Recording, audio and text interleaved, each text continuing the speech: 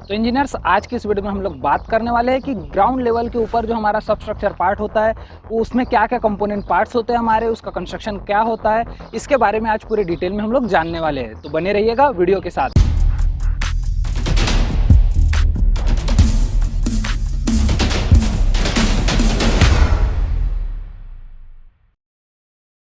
Hello engineers, मैं engineer Harish दानव, corporate trainer, स्वागत करता हूं आप सबका आपके अपने favourite YouTube channel civil Guruji the civil engineers training institute में।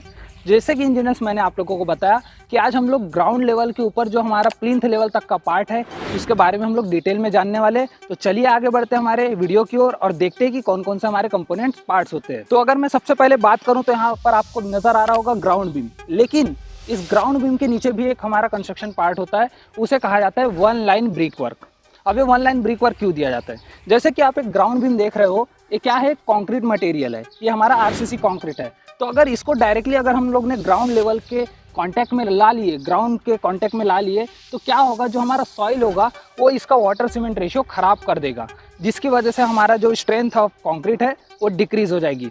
तो इसे बचाने के लिए हम लोग क्या करते हैं, इसके नीचे, इस ग्राउंड बीम के नीचे हम लोग प्रोवाइड करते हैं one line brick work. One line brick work के बाद जो हमारा आता है वो आता है हमारा ग्राउंड बीम। जैसे कि आप लोग यहाँ पर देख पा रहे हो, यहाँ पर हमारा ग्राउंड बीम कंस्ट्रक्ट किया गया है। तो एक ग्राउंड बीम क्या करता है, ऊपर जैसे कि आप इतने सारे लोड यहाँ पर देख रहे हो, ये सारे जो लोड है, जो हमारा फ्लोर का लोड है, उसे क्या करेगा, वो उसे कैरी करेगा और इसे हमारे कॉलम तक के ले चले जाएगा। इसको कैरी फॉरवर्ड करेगा हमारे कॉलम तक के, और फिर कॉलम उसे हमारे फाउंडेशन में ले जाके जाएगा, और फाउंडेशन में जो फुटिंग है वो हमारे ग्राउंड में उसको ट्रांसफर कर देगा सारे लोड को। हेलो इंजीनियर्स, मुझे खुशी है कि आप ट्रेनिंग कर अपनी स्किल्स बढ़ाना चाहते हैं। तो आपके पास है सिविल गुरुजी का साथ इंडिया के अलग अलग लोकेशंस पर।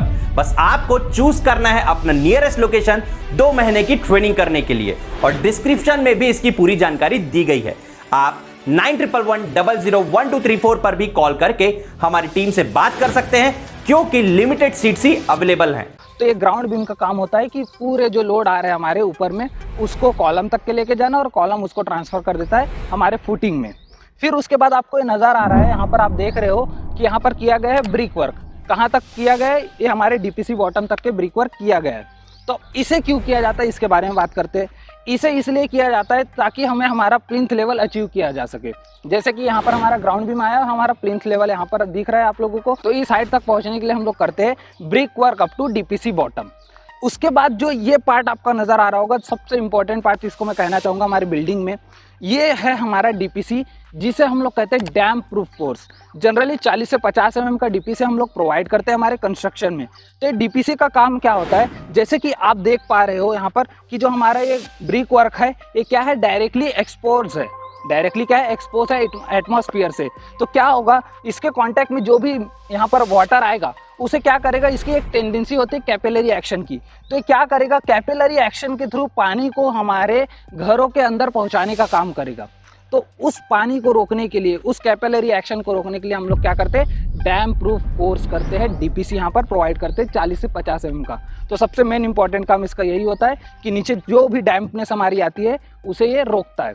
लेकिन एक चीज़ इसमें प्रॉब्लम होती है, जैसे कि मैंने इसकी थिकनेस आपको बताई डीपीसी की, तो ये क्या होता है ना कि 40 से 50 mm का थिकनेस होता है। तो इसकी वजह से हम लोग इसमें वाइब्रेटर नहीं चला पाते। जैसे कि हम लोग कंक्रीटिंग करते तो वाइब्रेटर हमको चलाना पड़ता है, लेकिन इस केस में हम लोग नहीं चला पाते क्योंकि इसकी थिकनेस कम है। और इसमें अगर हमने वाइब्रेटर यूज़ किया तो क्या करेगा, उस हमारे एग्रीगेट को बाहर निकाल देगा या हमारे स्ट्रक्चर को थोड़ा सा बिगाड़ देगा, जिसकी वजह से यहाँ पर वाइब्रेटर करना थोड़ा सा मुश्किल होता है। तो इसी वजह से इस डीपीसी के ऊपर हमको करना चाहिए बिटुमिन कोट। बिटुमिन कोट क्या करेगा, जैसे यहाँ पर वाइब्रेटर नहीं चला गया है डीपीसी में, तो यहाँ पर वाइड्स क्रिएट होंगे ही होंगे। तो उस वाइड्स के थ्रू भी पानी ऊपर जा सकता है। तो उस एक्शन को रोकने के लिए, उस डैम्पनेस को रोकने के लिए हम लोग फिर से अगेन इसके ऊपर क्या करते हैं, बिटुमिन कोट कर देते हैं, एक लेयर बिछा देते हैं बिटुमिन का, जिससे कि पानी ऊपर नहीं जा सके। उसके बाद यहाँ पर आप देख रहे हो कॉलम कंस्ट्रक्ट किया गया है।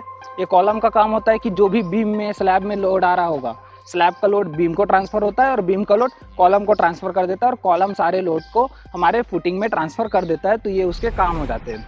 अभी मैं लेके चलता हूँ आपको बिल्डिंग के अंदर और देखेंगे कि और कौन कौन सी चीज़ें वहाँ पर दिखाई गई है जो कि हमारे बिल्डिंग कंस्ट्रक्शन में होता है। तो इंजीनियर्स, आपने डीपीसी तक के वर्क तो देख लिया था। अब बीच में जो हॉलो पोर्शन बचता है, जैसे कि आप लोग यहाँ पर देख पा रहे होंगे, बहुत सारे आपको डीपीसी बीम्स नज़र आ रहे हैं।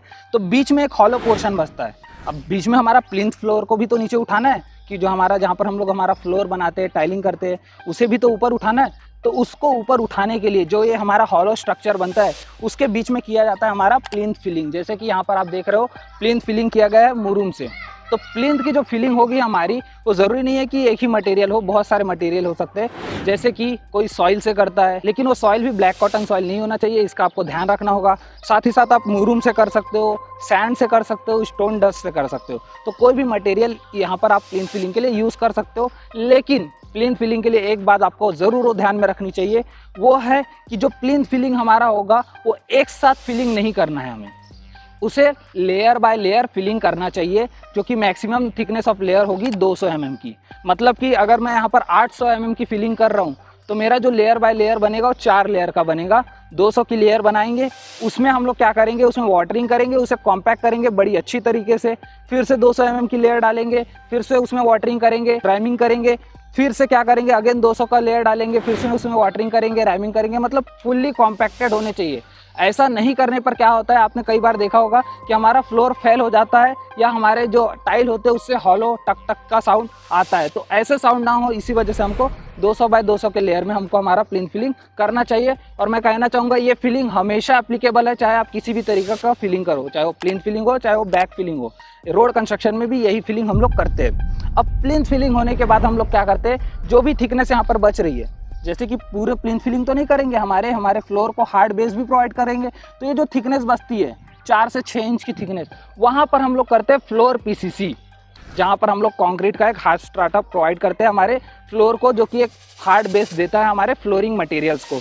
तो यहाँ पर हम लोग प्रोवाइड करेंगे इसके बाद फ्लोर पीसीसी। तो इंजीनियर से ये होता है हमारे प्लिंथ लेवल का पार्ट। तो कई लोगों का क्वेश्चन आता है कि सर प्लिंथ लेवल कितना देना चाहिए।